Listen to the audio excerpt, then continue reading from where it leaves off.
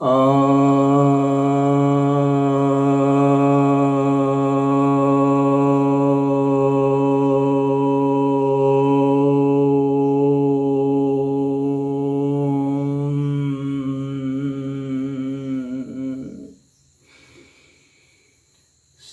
भक्तजनों को सब प्रेम नमन। भक्तों, आज आपकी जिज्ञासा का समाधान लेकर आया हूँ। एक जिज्ञासा यह आई है कि प्रसाद को भोजन क्यों नहीं माने, उसमें क्या विशेषता होती है।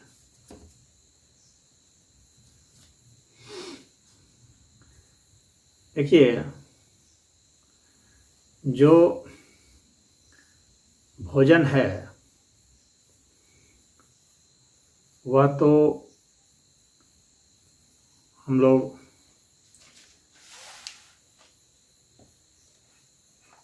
खाते हैं, पकाते हैं, परोसते हैं, खिलाते हैं। तो उस भोजन के कई अंश होते हैं। कुछ तो अंश ऐसे होते हैं जो स्थूल अंश हैं, जो कि उसका कंटेंट माना जाता है, जिसमें कि आप गिन लेते हैं कि ये प्रोटीन है, कार्बोहाइड्रेट है, फैट है, मिनरल्स हैं, विटामिन्स हैं। तो ये आप उसका कंटेंट गिन लेते हैं। इसके आधार पर आप उसको लेते हैं, आपकी क्या भूख है, आपका शरीर उसे पचाता है और उसी से ही आपका सब कुछ शरीर में निर्मित होता है।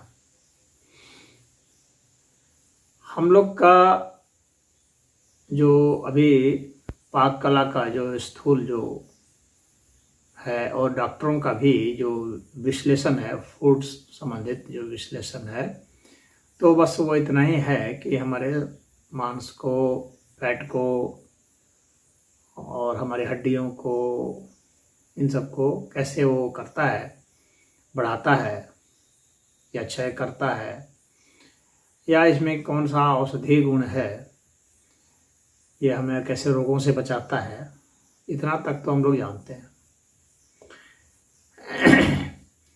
लेकिन क्या भोजन इतना ही भर है और क्या हमारा शरीर इतना ही भर है? शरीर से और भी हम कुछ हैं या नहीं? तो शरीर से और भी हम कुछ हैं, हम मन है ना, हमारी चेतना है।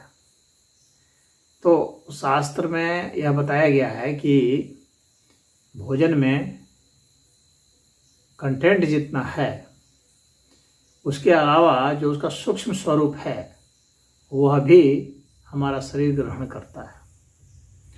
और उसका सूक्ष्म स्वरूप जो है वह इस पर बहुत निर्भर करता है कि उस भोजन को किस तरह से बनाया गया, यानी किस उद्देश्य से बनाया गया और किस उद्देश्य से परोसा गया, कितने सुंदरता से उसको परोसा गया, कितने सुंदरता से उसको बनाया गया, कितने प्रेम से उसको बनाया गया। कहने का मतलब यहाँ पर यह है, और कितने प्रेम से परोसा गया या गुस्से में परोसा गया, और उसे कितने प्रेम से खाया गया और किस लिए खाया गया, क्या संकल्प करके खाया गया। तो यह भी बहुत मायने रखता है, यानी संकल्प का बहुत महत्व होता है।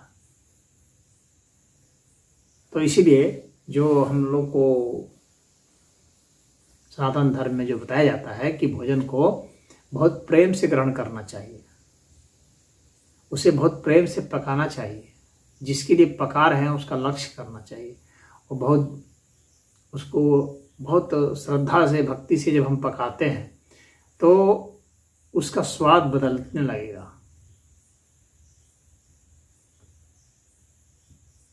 यह काफी रहस्यमय विज्ञान है। जब हम बहुत प्रेम से परोसते हैं तो उसका स्वाद एक अलग होगा, उससे जो व्यक्ति खाने वाला है उसके माइंड में एक अलग ही इफेक्ट आएगा।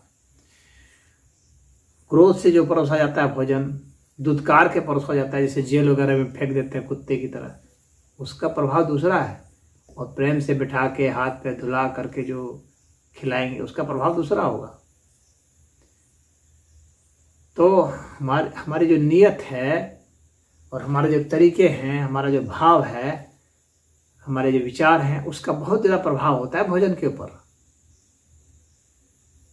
तो वह सूक्ष्मता से उस भोजन में प्रविष्ट होता है और भोजन से हमारे शरीर में प्रविष्ट होता है। तो यह जो सूक्ष्म अति सूक्ष्म इसका अंश है वह हमारे अन्य कोशों को विकसित करता है। तो हमारे कई कोष बताए जाते हैं, जैसे अन्नमय कोष है, प्राणमय कोष है, उससे सूक्ष्म यानी हमारे शरीर के प्राण शक्ति को बढ़ाता है वह। फिर मनोमय कोष है, हमारे मन को प्रभावित करता है। विज्ञानमय कोष है, यानी हमारे ज्ञान विज्ञान को वो बढ़ाता है, हमारी उस समझ को बढ़ाता है। आनंदमय कोष है, हमारे भीतर आनंद को बढ़ाता है। तो जिस तरह का एक तो भोजन अपने आप में जो क्वालिटी रखता है उसके हिसाब से बढ़ेगा या घटेगा, या जो परोसता है उसके हिसाब से घटेगा बढ़ेगा, या जो भोजन बनाया है उसके हिसाब से घटेगा बढ़ेगा, और जो भोजन लेने वाला है उसके हिसाब से घटेगा बढ़ेगा, और जो भोजन लेने वाला है उसका जो संकल्प है किस लिए वह भोजन लेना चाह रहा है उससे भी यह बढ़ेगा घटेगा। तो यह बहुत मायने रखता है। तो यह जो सूक्ष्म और अति सूक्ष्म अंश है, ये सूक्ष्म और अति सूक्ष्म अंश को प्रभावित करने के लिए क्या है, यह प्रभावित कैसे होगा, जब हम प्रभु के लिए ईश्वर को चढ़ा करके भोजन लेते हैं तो वह प्रसाद कहलाता है। वह भोजन नहीं हो जाता है, वह प्रसाद हो जाता है जब हम ईश्वर को समर्पित कर देते हैं। तो इसलिए भोजन को सदैव प्रसाद बना के खाना चाहिए, भोजन के रूप में नहीं खाना चाहिए। तो ईश्वर को भोजन जो है अर्पित कर दें तो वो प्रसाद हो जाएगा, अब उसको खाएं। तो अर्पित कर दें का मतलब है कि उसमें संकल्प करें, आप समझें कि ये जो भोजन हमें दिया गया है ये भोजन भी जो है ईश्वरमय है, क्योंकि हमारे शास्त्रों में बताया गया अन्नम ब्रह्म व्याजानात्, अन्न को मैंने ब्रह्म ही जाना। तो अन्न को जब आप ईश्वर ही जानेंगे तो उसका एक दूसरा ही प्रभाव आएगा, और उसको भोजन के रूप में आप देखेंगे तो एक दूसरा प्रभाव आएगा। तो आप उसको अन्न के रूप में देखिए, और फिर जो आपको दिया है उसको धन्यवाद मन ही मन दीजिए, सामने में बोल के भी दीजिए, उस भोजन की तारीफ कीजिए, भोजन की शिकायत कभी मत कीजिए। और यह भी समझिए कि यह भोजन जो है किस लिए आपको मिला है और आपको किस लिए भोजन करना है। इस भोजन से जो आपको शक्ति मिलेगी, जो बुद्धि मिलेगी, या जो कुछ भी मिलेगा उसको आप क्या करेंगे, तो सभी प्राणियों के कल्याण में लगाएंगे, ऐसी भी भावना करनी चाहिए। तो इस तरह की भावना करने से क्या होगा कि ये जो भोजन है वह प्रसाद हो जाएगा। और भोजन का जो मंत्र है, इसीलिए भोजन के मंत्र को उसके अर्थ सहित जो है मन ही मन उच्चारण करना चाहिए, या बोल करके भी उच्चारण कर सकते हैं भोजन खाने के पहले। तो भोजन का जो मंत्र है, ओम ब्रह्मार्पणम ब्रह्म हविः ब्रह्मग्नो ब्रह्मणाहुतं ब्रह्मैव तेन गंतव्यम ब्रह्म कर्म समाधिना। ये जो है भोजन का मंत्र है, गीता का यह श्लोक है। और इस मंत्र का उच्चारण करके आप भोजन करें, इसका अर्थ है कि यह भोजन ब्रह्म है, इसको मैं ब्रह्म को ही अर्पित कर रहा हूँ। ये जो इससे जो अग्नि होगी वह भी ब्रह्म अग्नि है।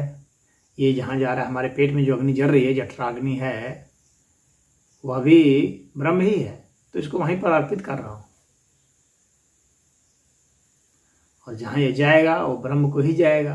तो ये ब्रह्म है, ब्रह्म में ही जाएगा, और ये आया भी है ब्रह्म से और है भी ब्रह्म। तो यह जो मंत्र है बहुत ही अच्छा है।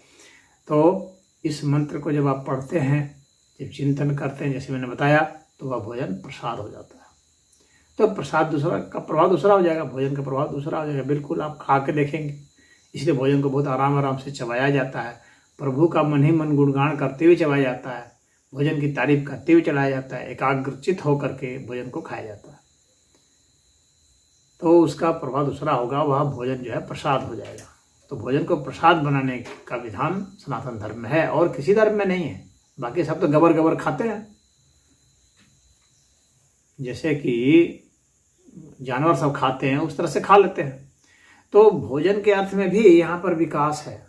सनातन धर्म में हर चीज़ को बताया गया, कैसे खाना है, कैसे पीना है, कैसे उठना है, कैसे बैठना है, कैसे सोना है। हर चीज़ के पीछे हमारे ऋषि महर्षियों ने बहुत शोध किया है। एक एक छोटी से छोटी चीज़ जो है ना, उससे कैसे हम आध्यात्मिक हो सकते हैं, उस पर पूरा शोध है। तो ये भोजन पर शोध किया गया है। मंदिरों में चढ़ाया जाता है, जो भंडारा होता है, यज्ञ होता है, उसमें हवन किया जाता है, उसमें चढ़ाया जाता है, उसमें संकल्प किया जाता है। तो जो हमारा संकल्प होता है वो शिव स्वरूप होना चाहिए। शिवमस्तु संकल्पमस्तु। तो यह बताया जाता है कि इससे यह कल्याणकारी हो जाए। तो आप देखेंगे कि जब भी आप जाएंगे या भंडारा वगैरह होते हैं तो वहाँ भोजन आपको अच्छा लगेगा, स्वादिष्ट लगेगा ज़्यादा। भले वह उसमें उतना वैरायटी ना हो या कुछ भी, वो खाली खिचड़ी क्यों ना हो, वो वहाँ ज़्यादा स्वादिष्ट लगेगा।